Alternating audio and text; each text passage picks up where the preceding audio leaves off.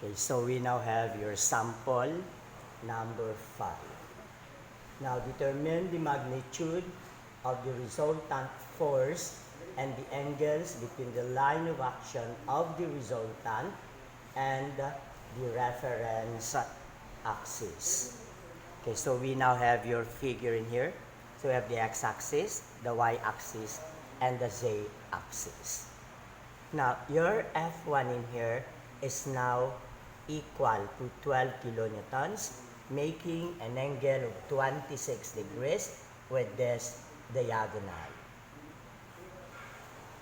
And from this diagonal, it makes an angle of 42 degrees with the x-axis.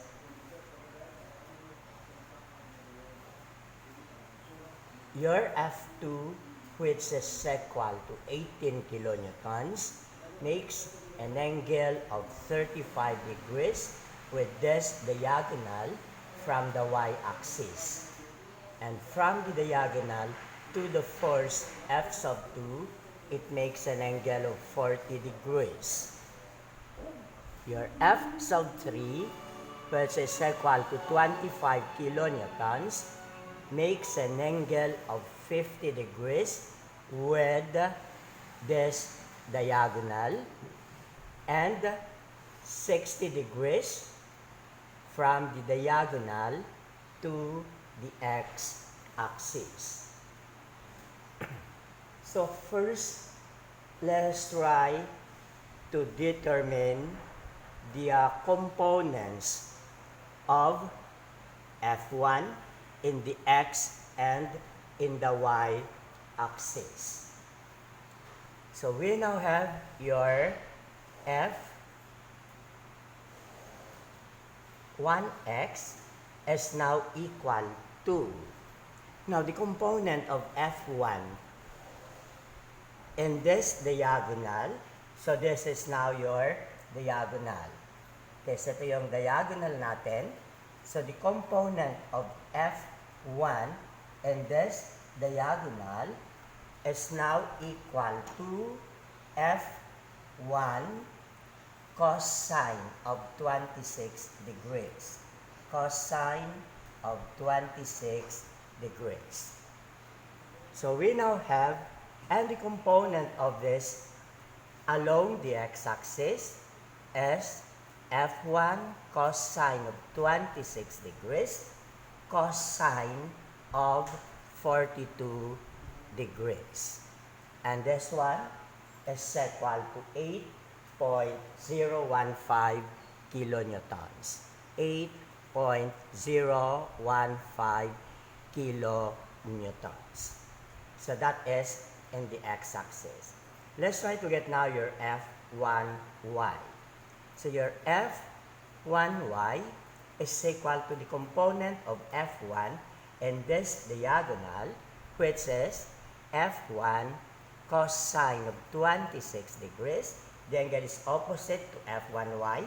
So we have sine of 42 degrees. So that is equal to, it is directed to the left of the origin, and therefore it is negative. Okay, so that is negative. So, okay, so your F1 in here is equal to, so I'm just going to place it in here now. Your F1x is equal to 12 cosine of 26 degrees, cosine of 42 degrees, and this one is equal to 8.015 kilonewtons. So we now have your F1y is equal to this component, 12 cosine of 26 degrees, and then the angle is opposite to F1y, so that is sine of 42 degrees, and this is therefore equal to negative 7.217. 7.217 kilonewtons. And we now have your F1J is now equal to F1. Okay, so this is F1J. So that is F1 sine of 26 degrees. So the angle is opposite to F1J. So again, there is 12. We now have sine of 26 degrees. And this is equal to 5.260 kilonewtons.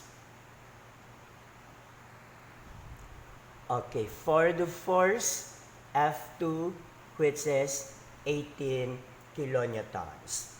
So your F2 in here is making an angle of 40 degrees with this diagonal. So that is the diagonal. And from the diagonal, it makes an angle of 35 degrees with the y-axis.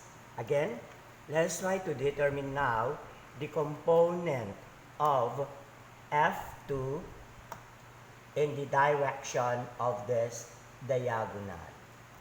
And the component of F2 in the direction of this diagonal is now equal to, so that is equal to F2 cosine of 40 degrees.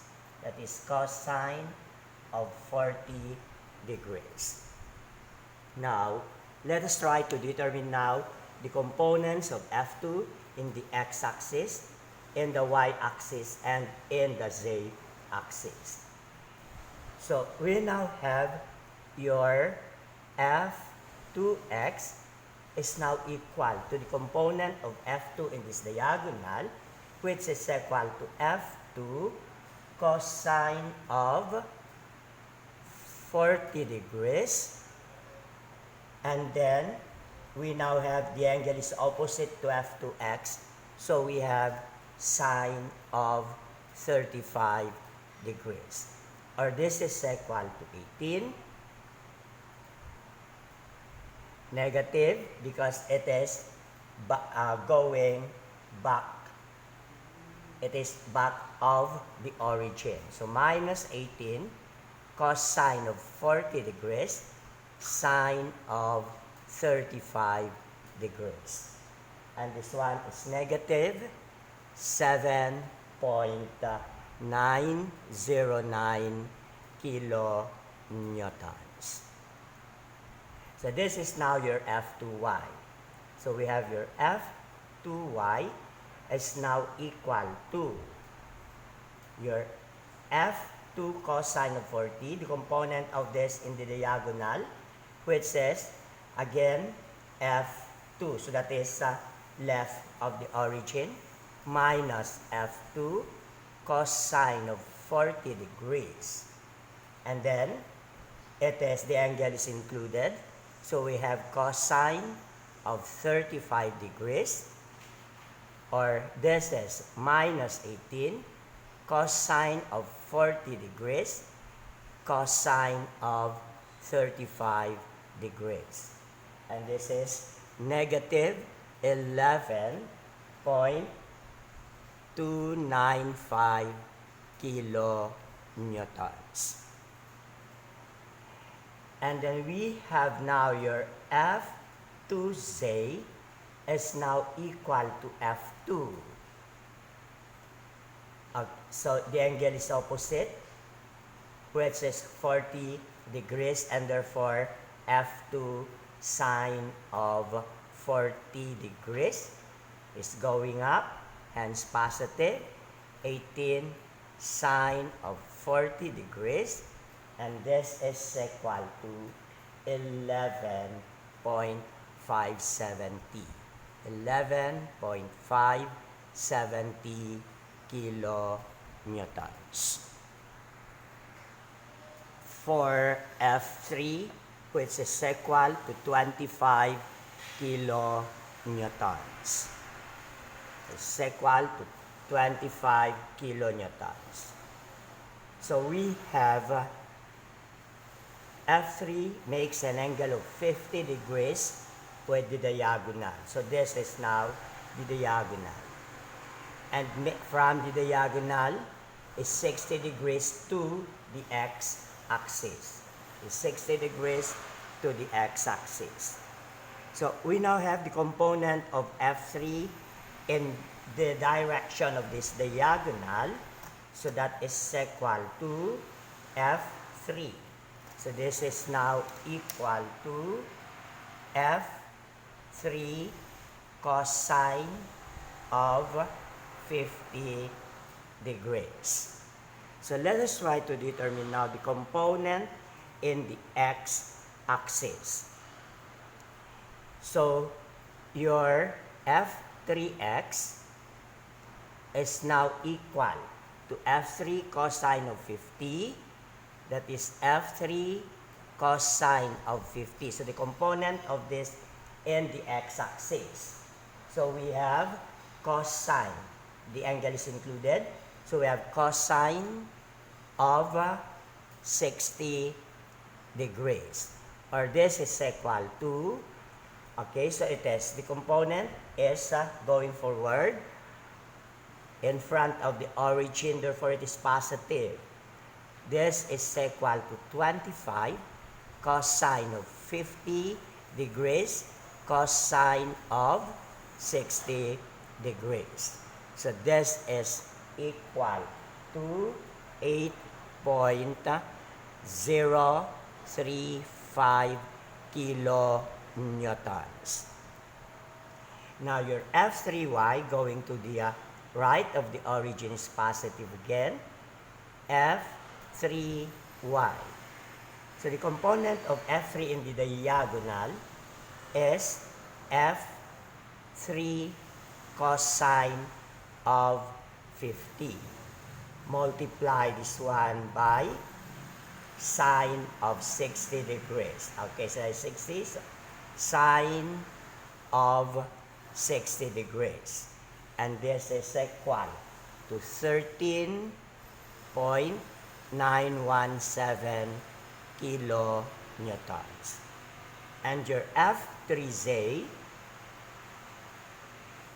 is now equal. Going up, so it is positive F3. The angle is opposite.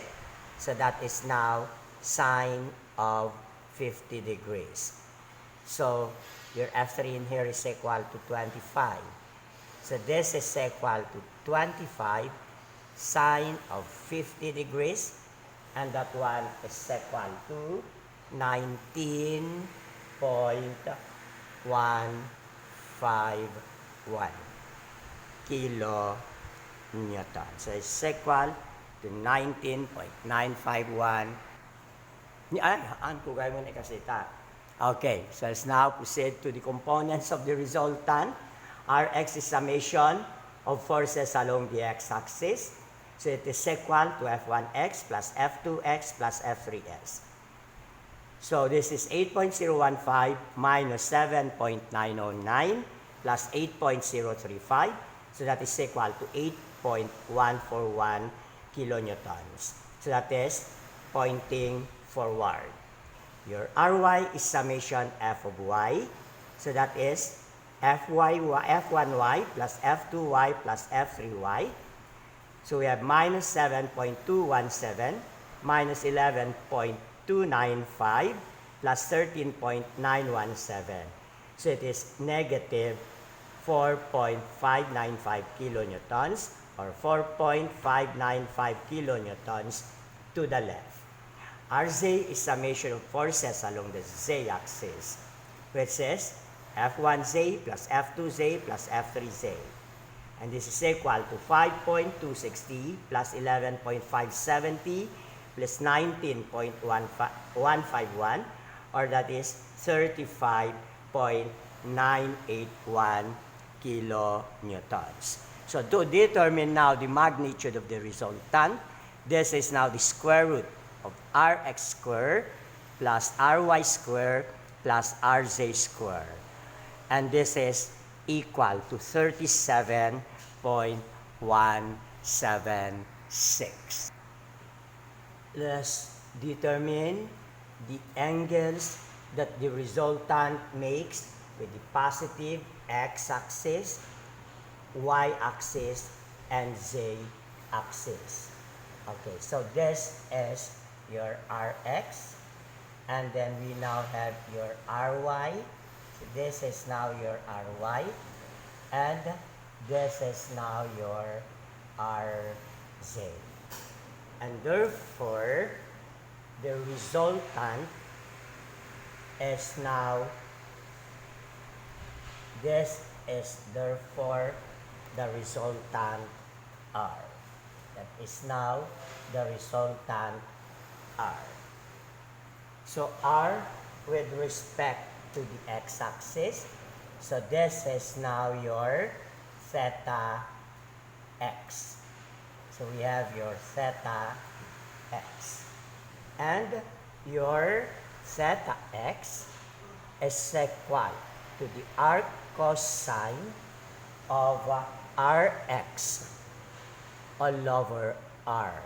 So that is now the arc cosine of Rx, and your Rx is 8.141 all over the resultant, and that is 37.176. So theta x is equal to 77.35 degrees. The resultant, the angle that the resultant makes with the positive y-axis. Okay, so this is the positive y-axis, and this is now your theta y. So your theta y is now equal to the arc cosine of Ry all over R. So that is equal to the arc cosine of negative 4.595 all over 37.176, or this is equal to 97.10 degrees. And your theta z, the angle that the resultant makes with the positive z-axis. So this is now your theta z. So it is equal to the arc cosine of Rz all over the magnitude of the resultant, and this is equal to 35.918 all over 37.176, and this is equal to 14.57 degrees. It's 14.57 degrees. Therefore, the resultant, which is equal to 37.176 kilonewtons, the resultant therefore is 37.176 kilonewtons, pointing forward, is pointing forward. Then we have up to the left. For pointing forward, up to the left. So the x-axis, Rx is pointing forward, the Rz is going upward, and your Ry is going to the left. At theta x is equal to 77.35 degrees, theta y equals to 97.10 degrees, and theta z equal to 14.57 degrees with the positive x, y, and z axis. Sample problem number 6. 3 forces F1, which is equal to 136 Newton, that is F1. F2 equal to 250 Newtons, there's your F2. And your F3, which is equal to 325 Newtons, are applied with cables to the anchor block as shown. Determine the magnitude and direction angles of the resultant of the 3 forces. So let's try to determine the magnitude and the direction angles of the resultant of the 3 forces. So first, let us try to determine the coordinates of the different points. Okay, so we have the coordinates of the different points. Of course, the origin, the coordinate is 0, 0, and 0. So for point A, the coordinates of A is in the x-axis as forward, so it is positive 2.4. Now in the y-axis, so that is positive 2.7. And in the z-axis, it is 3.6. Let's proceed to point B. So for the coordinates of point B, this is now your x, and that is positive 0.6. This is your y, so it goes left of the origin. So we have negative 1.8. So that is 1.8. And then in the z-axis, up, that is positive 2.7.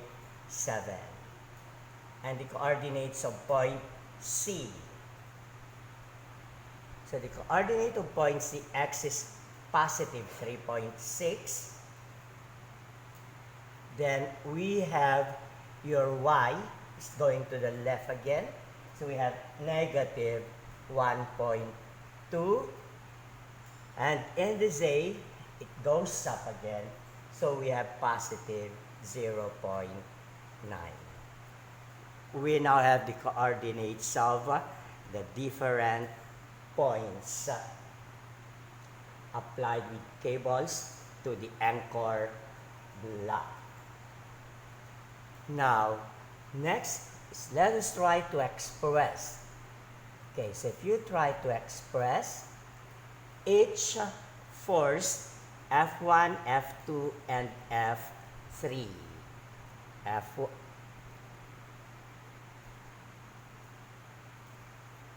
in Cartesian vector form.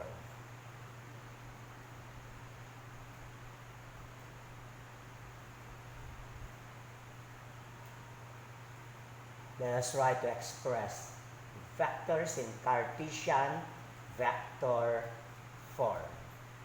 So let's start with F1. So your F1 in Cartesian vector form is now equal to the magnitude of F1. So that is the magnitude of F1. Multiply this one by a unit vector in the direction F1. And that is therefore your OA. Now, let's try to determine the components of the distance OA.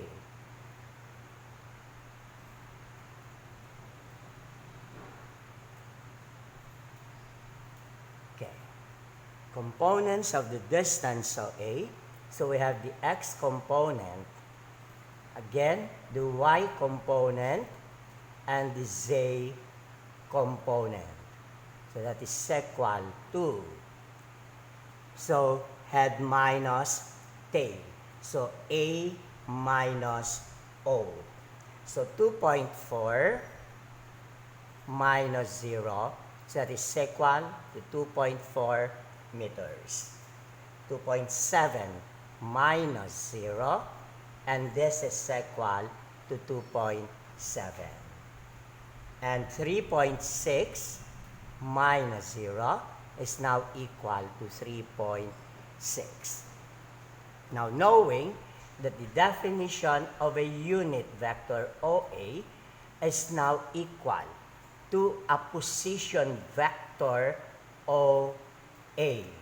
So let's try to introduce a position vector from point O to point A all over the magnitude of that position vector. So again, your position vector OA is equal to xi plus yj plus zk. Now, so your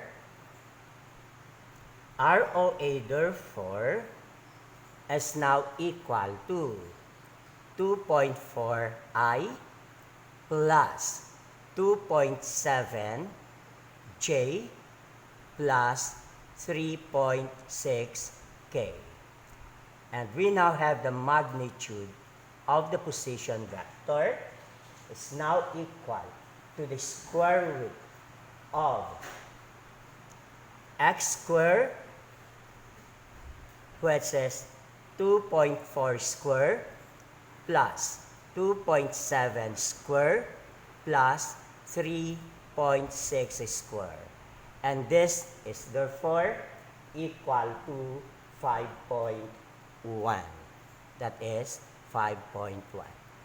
Hence, force 1 having a magnitude of 136 newtons in its Cartesian vector form F1. So it is equal to the magnitude of F1, and that is equal to 136. Multiply this one by a unit vector, and the unit vector is now the position vector in the direction of F1, which is 2.4i plus 2.7j plus 3.6k over the magnitude of this position vector, which is equal to 5.1. Hence, your F1 in Cartesian vector form, 136 by 2.4 over 5.1, so that is 64i, plus 136 by 2.7 all over 5.1, that is 72. We have 72j, plus 136 plus 3.6 all over 5.1 is 96k. Okay, so for F2 in Cartesian vector form, it is the magnitude of F2, multiply this one by a unit vector in the direction F2, and that is now OB. And the direction, again,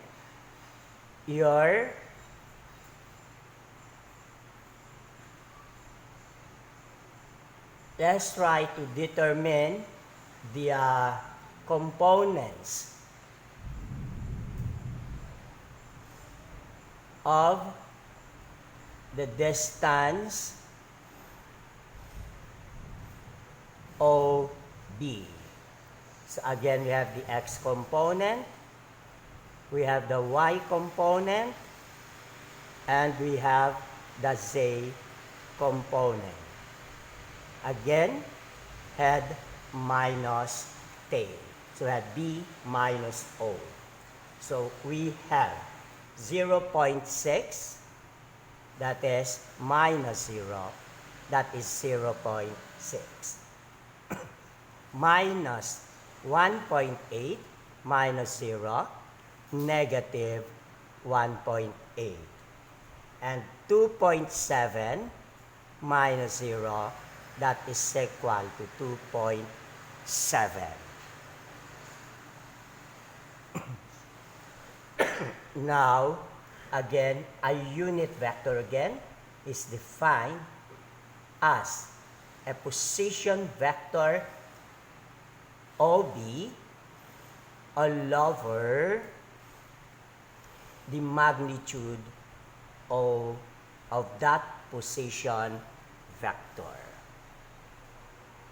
So again, your position vector OB is equal to xi plus yj plus zk. So your ROB is now equal to 0.6i minus 1.8j plus 2.7k. So that the magnitude of this position vector is now equal to the square root of 0.6 squared plus 1.8 squared plus 2.7 squared. And this is therefore equal to 3.3. So it's 3.3. Let us now express F2 in Cartesian vector form. So your F2 is now equal to the magnitude of F2, and that is equal to 250 newtons. Multiply this one by a unit vector OB. So ROB is 0.6i minus 1.8j plus 2.7k over the magnitude of this position vector, which is equal to 3.3. Hence, F2 in Cartesian vector form, 250 times 0.6, divide this by 3.3, so we have 45.455i minus 250, multiply this one by 1.8 all over 3.3 is 136.364j plus 250 by 2.7 over 3.3, and that one is equal to 204.545. 204.545k. So this is in newtons. Okay, so this is now your F2 expressed as a, which is expressed in Cartesian vector form. Okay, let us now express F3 in Cartesian vector form. So this again, the magnitude of F3, multiply this one by a unit vector in the direction of F3. And that is now your OC. Let's try to determine again the components of the distance OC. So we have the X component, we have your Y component, and the Z component. Again, head minus tail. So it is C minus O. So 3.6 minus 0, that is 3.6. Negative 1.2 minus 0, that is negative 1.2. And 0.9 minus 0, so that is 0.9. Again, your unit vector OC is now equal to a position vector in the direction of F3 all over the magnitude of this position vector. Your position vector OC again is xi plus yj plus zk. So that the position vector in the direction OC is now equal to 3.6i minus 1.2j plus 0.9k. And the magnitude of position vector OC is now equal to the square root of 3.6 squared plus 1.2 squared plus 0.9 squared. And this is equal to 3.9. So expressing now F3 in Cartesian vector form, so the magnitude of F3 is 325 newtons. We have now the unit vector, so that OC is 3.6i minus 1.2j plus 0.9k all over 3.9. F3 in Cartesian vector form, 325 by 3.6 divided by 3.9, that is equal to 300i. 325 times 1.2 over 3.9, that is minus 100j. And 325 by 0.9 over 3.9 is 75. So that is 75k. Now, we already have expressed the three forces, F1, F2, and F3 in the Cartesian vector form. Now, the resultant is now expressed in Cartesian form. So we now have your Rxi plus Ryj plus Rzk. So take note that Rx, Ry, and Rz here are the scalar magnitude of the result, are the scalar magnitude of the components of the resultant R. That's why we did multiply this by unit vectors such that this will become vectors. So let's start with Rxi, and this is equal to the summation of forces and the x-axis. So your Rxi is equal to F1 xi plus F2 xi plus F3 xi. And your Rxi is now equal to, so we have your 64i, and then plus 45.5 455I plus 300I.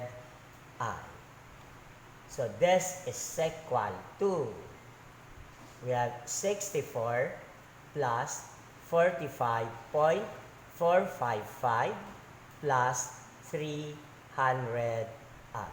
So your RXI is now equal to 409.455I.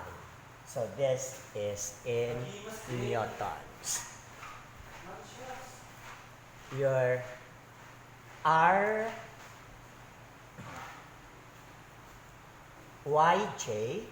is now equal to summation of forces along the y-axis. And this is equal to F1YJ plus F2YJ plus F3YK. So this is equal to, so your F1YJ is 72J. And then your F2YJ is negative 136.364 J.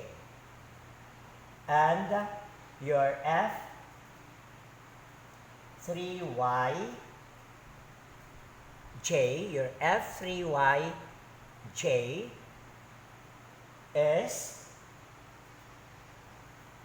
negative 100J. So this is equal to 72 minus 136.364 minus 100J. And this is equal to negative 164.364 J in newtons. Okay, so let's try to get now your RZK is equal to the summation of forces along the z-axis. So we have F1, okay, ZK plus F2 ZK plus F3 ZK. So this is equal to 96K plus 204.545K plus 75K.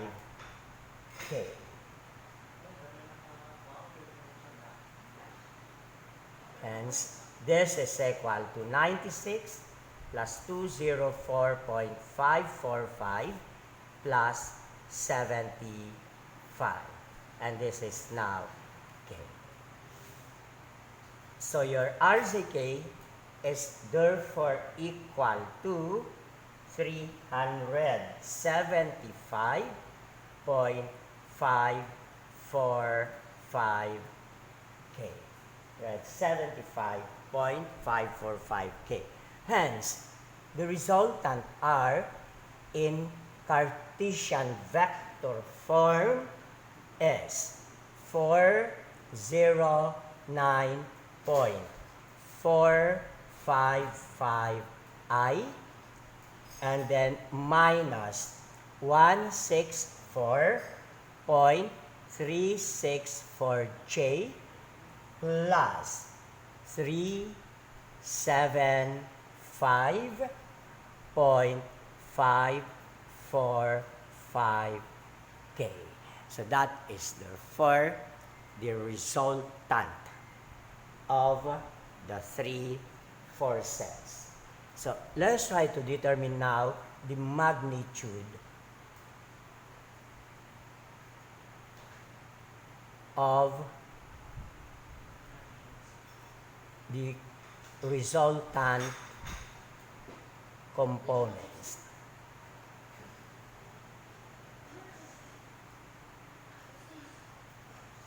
So we have now your Rx is now equal to 409.455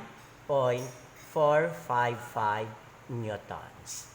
Your Ry is equal to negative 164.364 newtons, and your Rj is equal to 375.545 newtons.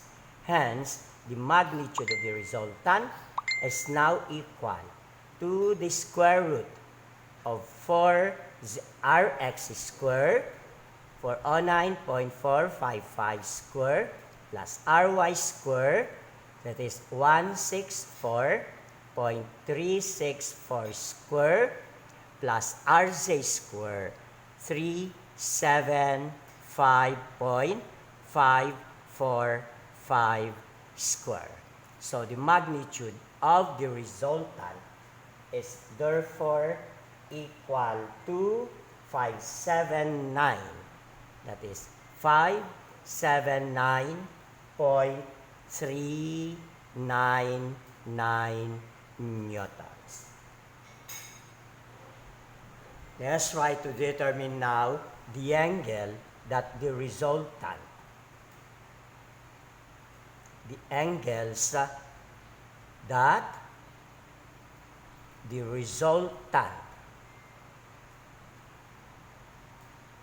makes, the resultant force makes again with the positive x, y, and z axis. So we have again your theta x is equal to the arc cosine of Rx all over R. So that is equal to the arc cosine of 409.455 divide this one by 579.399, and that one is equal to 45.03 degrees. Is equal to 45.03 degrees. Your theta with the positive y-axis is now equal to the arc cosine of Ry all over R. And this is equal to the arc cosine of negative 164.364 all over 579.399. And that one is 106.48 degrees. And your theta with the positive z-axis is cosine of arc cosine of Rj all over R, and this is equal to the arc cosine of 375.545 divided by 579.399, and this is equal to 49.6 degrees. That is 49.6 degrees. Therefore, the resultant R is equal to 579.399 newtons. So this is positive. So we have pointing forward. X is positive, so that is pointing forward. Your Z is positive, up to the left, our y is negative. So you try to take note that our axis is this one in here. So this is your x, y, and z. Okay, so it is pointing forward, up to the left at theta x equal to 45.03 degrees, theta y equal to 106.48 degrees, and theta z equal to 49.6 degrees, where the positive x, y, and z respectively.